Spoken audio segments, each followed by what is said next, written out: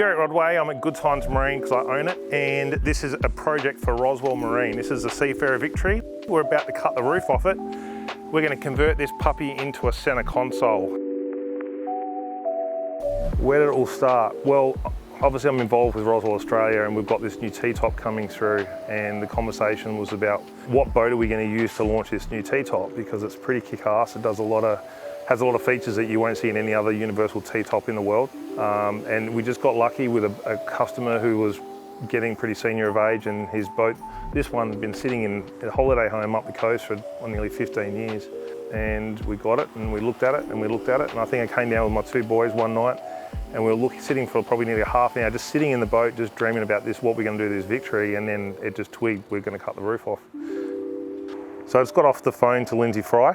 It was more of a confession to the vicar, just to talk about the fact that we were about to destroy one of his boats, an icon being the Victory, so just had to break it to him before we pulled the chainsaw out. So just having a bit of a chat about it, and just to get some clarity also about when this model kicked off, because I know the first model was a 5.8, and that boat was an amazing Victory when that came out.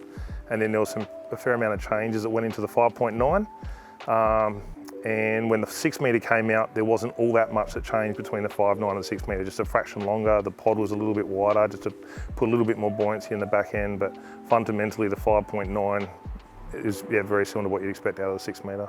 I got involved with Seafarer around 2005 as a salesman, and then sort of had involvement ever since. Now it's owned by the Haynes Group and still involved with Seafarer today. There's not many brands that would say that almost every boat they build is a winner. I think with Seafarer, just about every one you drive, it's pretty world class. It's very hard to fault a lot of the boats. They've definitely got different ride characteristics between each model, and some of that can be purely down to the fact of the different sizing. But Seafarer, they just nailed this pedigree, this design concept that just produced an amazing offshore performance boat and great fishing platform. The Victory hull, there's going to be plenty of people that are going to comment on what I say and say that's not true, I believe X, Y, Z, but from my opinion, it's probably one of the most true hulls you can ride. It doesn't matter what you point it at, you've got a pretty good idea of how the hull's going to respond. It's got really small running strakes and a true deep V. There's nothing in there to complicate the ride of the boat. So you're punching through some decent swell, coming into a following sea, doesn't matter what it is, the boat's going to penetrate that swell beautifully, exactly how you'd expect it, and then it's just going to slide back up out of that. There's not a lot of resistance points in the hull because those running strakes are so compact, so it allows the boat to literally just glide straight through regardless of what the chopper's doing there. So I think people like the Victory because it just stands up and delivers. It can hold 225 horsepower, throw it into a hard turn, and the thing just stands up and gives it to you. And you just want to keep driving, you don't really want to turn the engine off. So to get to the point where we were able to really hit it with the chainsaw, we had to strip out a lot of what was in there. So the windscreen was in really good condition for its age because it's really done nothing but sit in a shed. So we've kept the windscreen, that had to come out. All the electronics had to be come out. Steering, had a few dramas trying to get that control box out. It was being a bit of a bugger. The boys literally had to destroy it to get it out. For some reason it wasn't designed to be removed, obviously. All the stainless rails had to come out, and yeah, the whole interior has been gutted. And obviously these seats, which are super comfy, I'm going to say, they're probably not a bad thing to have as the seats around the bar table are inside. So we might actually hold on to these, a bit of a memento. Okay, so the major job's done. We've cut the top of it off. The next thing will be just marking the perfect lines of where we're going to be trimming. We're going to go for a shear line effect, and we're going to have the deck really flow up in a nice elegant start into the rise. And then it's going to come along. There's a pressing just above the colour stripe there. We're going to follow that all the way around to the front where the anchor hatch is, and back, and then we're going to glass in probably around about 60 mil from there. And there's bulkheads already in play from the existing setup in there. We're just going to join them up with a 90 degree and just finish that off. We've got all new upholstery going in the front. We're raising that front cabin area up probably around 200, 250 mil to give us a lot of extra height for the front casting deck area. We're getting custom centre console constructed, which is going to be a lot of fun. Pretty cool to start with a full green slate where to go to from there. New flooring, and then the T-top will go in. We've got probably one of the most kick-ass sound systems you'll ever hear in your life going in. There's a motor guide going on, big engine, 225 horsepower going on the back. It's going to be a hell of a project, and hopefully take us around about 8 to 10 weeks is what the aim is. I'm a little bit scared about the structure, but not too scared. We did a fair bit of assessment beforehand.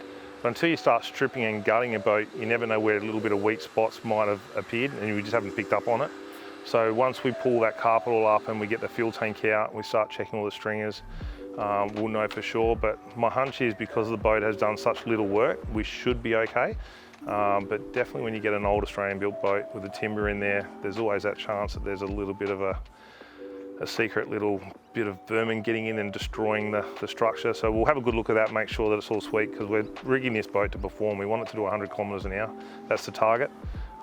We're not intending on being polite with it. We're intending on driving this thing like it was designed to do, and that's to go seriously hard offshore. So we'll make sure this boat's so super structurally on the money before we start pushing it hard. I'm a bit concerned about getting the console to sit solid. We've got a tricky situation. We've got a little kill tank and then the footwell, which the console is going to be bridging across.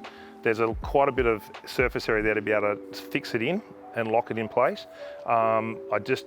There's nothing more annoying than driving a center console and the console, you can feel it twisting and flexing. So that's my number one fear. Everything else should be pretty sweet. The bow area is quite deep. It's surprisingly deep if you get into it right now. Like if you were fishing out of that, you'd feel like you're fishing out of the back of the boat. Raising that height and making that still feel comfortable is a bit of a challenge as well. I think the positive of the bow area from a sports fishing point of view, you're going to be up flicking lures off that and you're going to still feel like you're inside a boat. Whereas if you stand in a lot of the modern center consoles, you're up so high, you almost need a leaning post. And if you hook up, you need something to hook onto while you take on the drag. So I think this boat's going to be pretty cool for sports fishing because of that bow depth we've got. If you look at what this project's going to be doing, yeah, working with a Seafarer is pretty amazing and a really unique thing to do. But the product partners that have jumped on board with this project and the excitement, even you guys, Captain Magazine, the fact that you're interested in this as well, really makes this boat, it could well be a sort of an icon boat in the market. Certainly not in a hurry to sell it once we're finished with it. We've got Simrad, an amazing Simrad package going in. Obviously Mercury stepping up with that 225 Pro XS. If you've not heard that engine start up and run, it is one hell of an engine. All the Roswell gear, the Uni-T's amazing, and the audio that they build is just next level.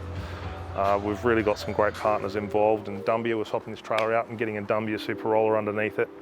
I think it'll really pull this all together to make this boat a real icon once we've finished it.